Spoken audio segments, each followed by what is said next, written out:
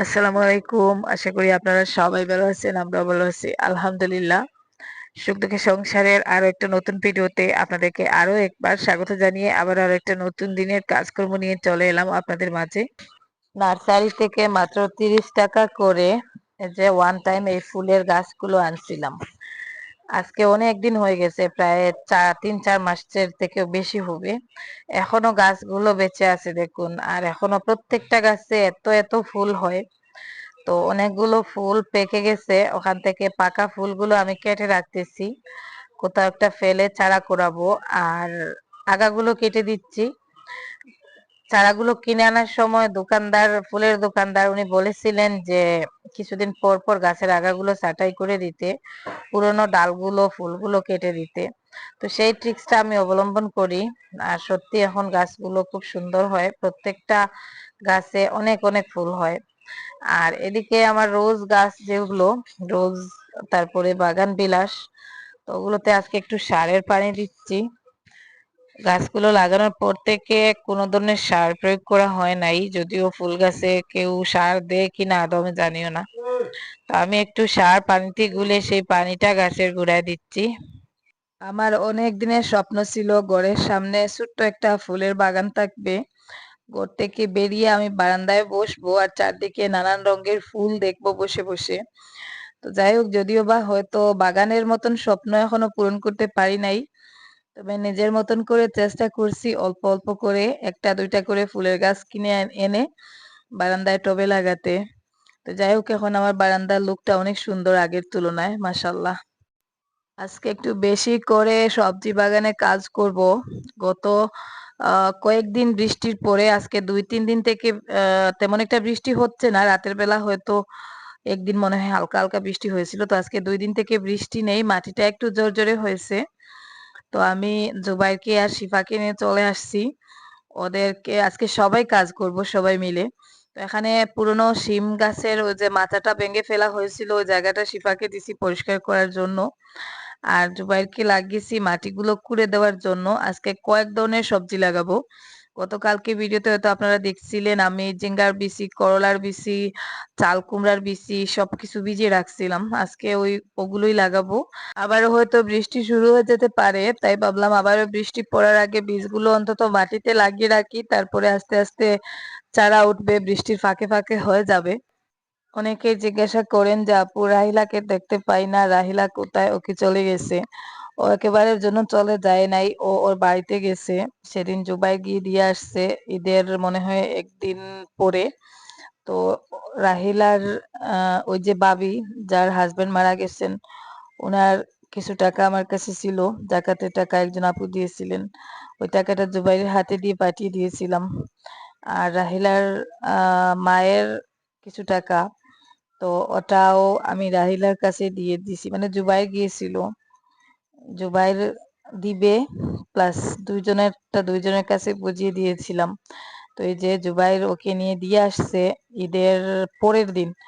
ওর বোন আসছে, মানে বোনের তো বিয়ে হয়েছে, বোন আসছে, যার মানে ওরা ওকে দেখতে চাচ্ছে আর ও বাড়িতে যেতে চাচ্ছে, তাই জুবাইর আর কি নিয়ে দিয়ে আসছে। আমি যেতে পারি নাই, আরিয়ানার বাবা অসুস্থ ছিলেন, আর যার জন্য আমার যাওয়া সম্ভব হয় নাই। আর আমি গেলে আমার আবার একটা পার্সোনাল গাড়ির প্রয়োজন হয়, জুবাইর ওকে বাসে করে নিয়ে গিয়েছিল। তো জুবাইর গেলে খরচটা একটু কম হয়। তো যাই হোক, আপনাদেরকে আর ভিডিওতে দেখানো হয় নাই, ভিডিও করে রাখছিলাম কিন্তু ভিডিও ফুটেজ গুলো আর দেখানো হয় নাই। তো যাই হোক, এখন যেহেতু শুধু শিফা আছে বাসায়, শিফাকে নিয়ে আসছি একটু হেল্প করার জন্য। তো শিফা আবার এই কাজগুলো করতে বললে ওর মুখ একটু কালো হয়ে যায়।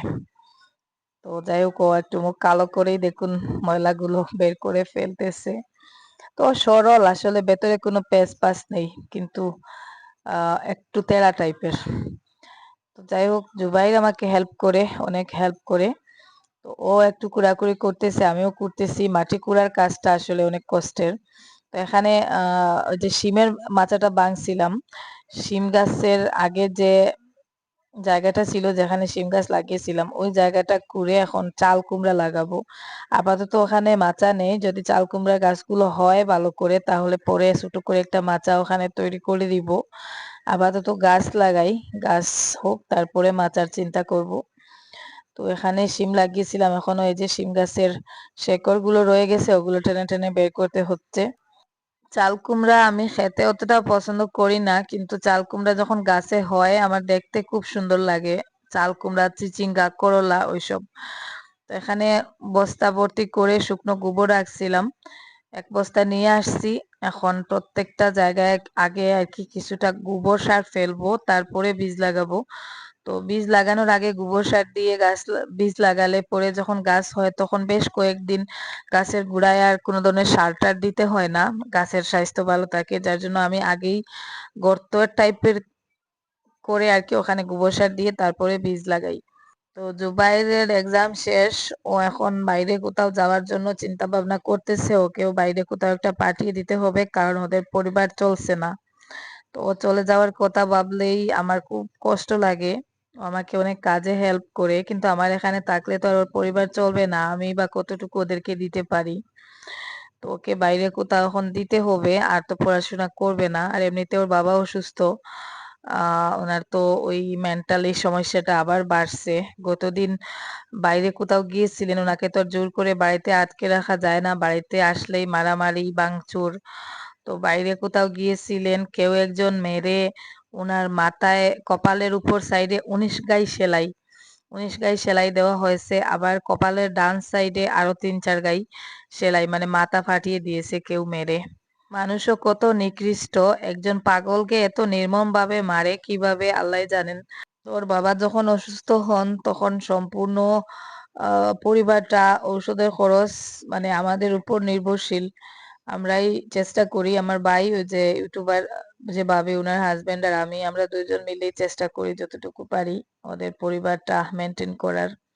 তো এভাবে কতদিন বা চলবে, ওকে তো কিছু একটা করতে হবে। তো আবার এদিকে আসাম পুলিশে অ্যাপ্লাই করছে, ওটার এক্সাম সামনে, এক্সামটার পরে ওকে কোথাও দিয়ে দিব। তার আগে ও থাক, যখন মনে হয় চলে যাবে তখন খুব খারাপ লাগে, কারণ ও 2 বছর থেকে আমাদের বাসায় আছে আর সব সময় গল্প গুজব, মানে আমার অনেক কাজেও হেল্প করতো। তো কাজের জন্য না আসলে, ও যখন ছিল না তখন তো আর কাজ আটকে থাকে নাই। তবে এতদিন থাকছে, এখন চলে যাবে, যার জন্য একটু খারাপ লাগে। তবে ওর তো একটা ভবিষ্যৎ আছে, ওর ফ্যামিলি আছে। তো যার জন্য কষ্ট হলে ওকে কোথাও একটা পাঠিয়ে দিতে হবে, সেই ব্যবস্থা করবো, মানে একটু খোঁজ খবর নিচ্ছি কোথায় দিলে ভালো হয় কি হয়। তো যাই হোক, আপনাদের সাথে বক বক করে করে আমি শেষমেশ আমার নতুন সবজি বাগানে এসে করলার বীজগুলো লাগালাম। করলার বীজ আমি এবার আমার নতুন সবজি বাগানেই লাগাচ্ছি, কারণ ওখানকার মাটিটা একটু অন্যরকম। মাটিটা একটু মানে দোআঁশ মাটির মতন আর কি, আঠালো টাইপের। আর আমার পুরনো সবজি বাগানের মাটিগুলো একেবারে বালু মাটির জর্জরে, ওখানে করলা ভালো হয় না, তাই এবার করলার জায়গাটা একটু চেঞ্জ করে লাগাচ্ছি, দেখা যাক হয় কিনা। গত 2 বছর আমি পর পর করলা লাগিয়েছিলাম ওই পুরনো বাগানে, গাছ হয় সুন্দরভাবে কিন্তু ফল হয় না। যার জন্য এবার ঠিক করছি ওখানে শুধু ঝিঙ্গা, চাল কুমড়া, বরবটি ওগুলো লাগাবো। বরবটি ভালোই হয় এখানে পুরনো সবজি বাগানে। তো যাই হোক, সবজি টবজি লাগালাম, তারপর দিন সকালবেলা দেখুন, একেবারে সকাল সকাল গতকালকে পরশুদিন সকাল সকাল উঠে আরিয়ানের বাবাকে নিয়ে ডাক্তারের কাছে যাওয়ার জন্য রেডি হয়ে গেছি। এখন বাজে সকাল 5:30, 6টা বাজে নাই এখনো। তো 5টার দিকে আমাদের গাড়ি আসার কথা ছিল, তো গাড়ি আসতে একটু লেট হচ্ছে, যার জন্য আমরা রাস্তায় বেরিয়ে অপেক্ষা করতেছি, কারণ শিলচরে আবার 8:30টার আগে পৌঁছাতে হবে। তো এখন বাড়িতে গাড়ি উঠে না, রাস্তা খারাপ, দেখতেই পাচ্ছেন বৃষ্টির কারণে রাস্তা খারাপ হয়ে গেছে। তাই একেবারে রাস্তায় চলে আসছি, রাস্তায় দাঁড়িয়ে দাঁড়িয়ে অপেক্ষা করছি গাড়ির। তো আরিয়ানকেও জোর করে সাথে নিয়ে যাচ্ছি, ও যেতে চাইছে না, তারপরেও সাথে নিয়ে যাচ্ছি, কারণ ওকে আমি বাড়িতে রেখে একেবারেই যেতে চাই না। ও এখন এত দুষ্টু হয়েছে, আমি বাড়িতে থাকলেই দেখা যায় মানে বাড়ির বাইরে বেরিয়ে যায়, রাস্তায় চলে যায়, রাস্তায় সবসময় গাড়ি চলাচল করে, মানে কয়েকটা বাচ্চা কাচ্চা আশেপাশের, ওগুলোর সাথে ওগুলোর সঙ্গ পাওয়ার পরে এত লাফালাফি করে কোন সময় কোন কাণ্ড ঘটিয়ে দেয় বলা যায় না। আর ওকে বাড়িতে রেখে যাওয়ার পরে আমার কলিজার অর্ধেকটুকু বাড়িতে থেকে যায়, শান্তি পাই না আমি, যার জন্য জোর করে ওকে ঘুম থেকে টেনে টুনে তুলে সাথে নিয়ে যাচ্ছি। তো যাই হোক, আমরা শিলচরের এরিয়াতে প্রায় ঢুকে গেছি, দেখুন 7টা 55 মিনিটে শিলচরে চলে আসছি। এত স্পিডে গাড়ি চালিয়েছেন। তো যাই হোক আমরা এখন চলে আসছি, ওখানে এসে টোকেন নেওয়া হয়ে গেছে। আর সকালে যেহেতু বাড়ি থেকে কিছুই খেয়ে আসা হয় নাই, তো ওখানে এসে একটু পরোটা খেলাম, তারপরে এই যে গাড়িতে বসে বসে অপেক্ষা করছি। ডাক্তার 12টার সময় থেকে পেশেন্ট দেখবেন। আর আরিয়ান এত টায়ার্ড হয়েছে, এখন আমাকে বকাবকি করতেছে, একটু মোবাইল দিয়েছি টাইম পাসের জন্য। গাড়িতে শুয়ে শুয়ে মোবাইলে টাইম পাস করতেছে, সবাই মোবাইল নিয়ে ব্যস্ত, এই যে ড্রাইভার, আমরা, মানে সবাই গাড়িতে বসে বসে এখন 2-3 ঘন্টা সময় কাটাতে হচ্ছে। তো যাই হোক তারপরে প্রায় 12টা বেজে গেছে, এখন আমরা এই যে ভেতরে চলে আসছি ডাক্তার দেখাতে। তো ওখানে তো অনেকক্ষণ বসে অপেক্ষা করতে হয়, যার জন্য গাড়িতেই বসে বসে অপেক্ষা করলাম। আর আসলে তখন পর্যন্ত আমি বুঝি নাই যে বাড়িতে আসার পরে আমার গলায়ও ব্যথা হয়ে যাবে। তো যাই হোক আরিয়ানের বাবা ডাক্তার দেখিয়ে ওষুধ নিয়েছেন, এখন প্রায় 2-2:30 মনে হয় বেজে গেছে। আমি টাইমটা তখন সঠিক দেখি নাই, ওরকম হবে।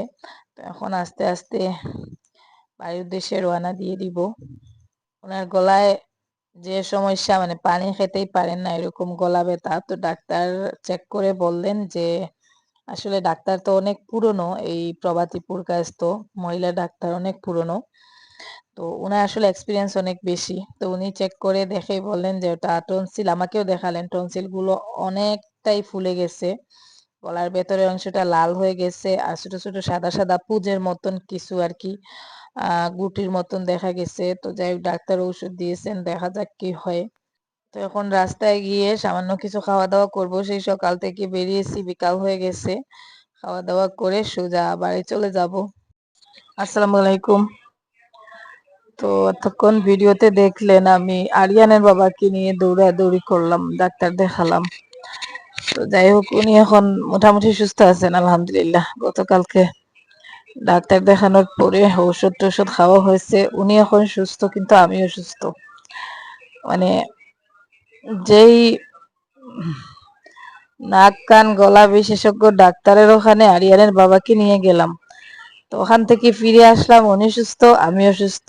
আমার সর্দি নেই, জ্বর আর এত পরিমাণে গলা ব্যথা, ওই যে গলার থেকে যে আমি ঢোক গিলবো ওরকম করতে গলা কান পর্যন্ত আর কি ব্যথায় চমক দিয়ে উঠে।